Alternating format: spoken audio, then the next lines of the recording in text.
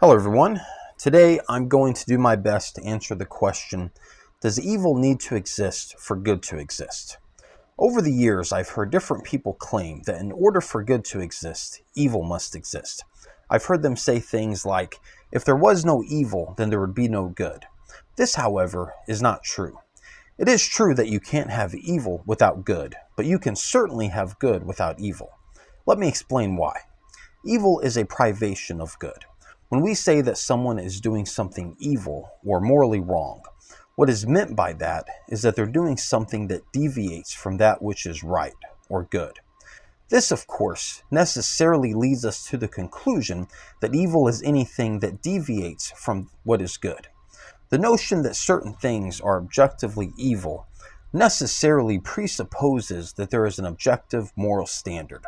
There can only be a wrong way if there is a right way.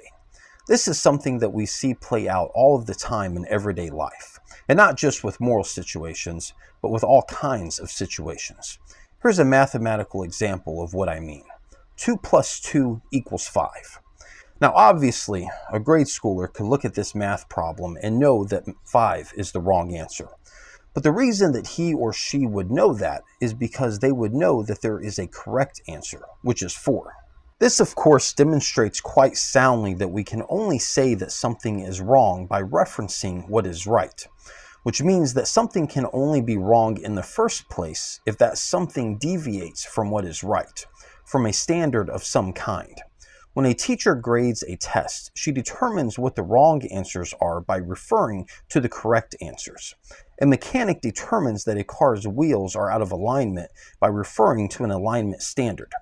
The point of these examples is to drive home the point that we can only say that something is evil or morally wrong from an objective standpoint if there is an objective good or moral standard by which we make that judgment. Therefore, the existence of good does in fact follow from the existence of evil. However, it is not the case that the existence of evil follows from the existence of good, which is to say that the existence of good does not presuppose the existence of evil. Evil can't exist apart from good, because evil is simply a deviation from good. Evil isn't something that exists in and of itself, but rather it's a privation, like rust in a car, for instance, to use one of Frank Turek's examples. You can have the car without the rust, but you can't have the rust without the car. The existence of the rust follows from the existence of the car, but the existence of the car doesn't follow from the existence of the rust. However, good can and does exist apart from evil. For good is not a privation of evil, nor does it proceed from evil or depend on evil in any way.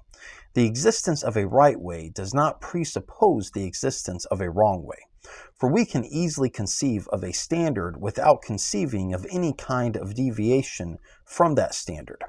But it is impossible for us to conceive of a deviation from a particular standard without conceiving of that particular standard. You can have the standard without the deviation, but you can't have the deviation without the standard.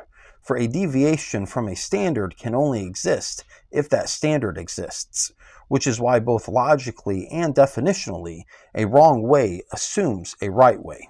However, it's evident that a right way does not assume a wrong way. Therefore, even though it is the case that evil can only exist if good exists, the existence of good does not require the existence of evil. So evil does not need to exist for good to exist. Now, at this point, someone might ask, what then actually grounds the existence of good?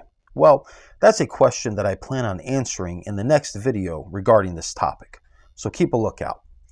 Well guys, that's it for this video, so as always, let me know what you think, and please remember to like and subscribe.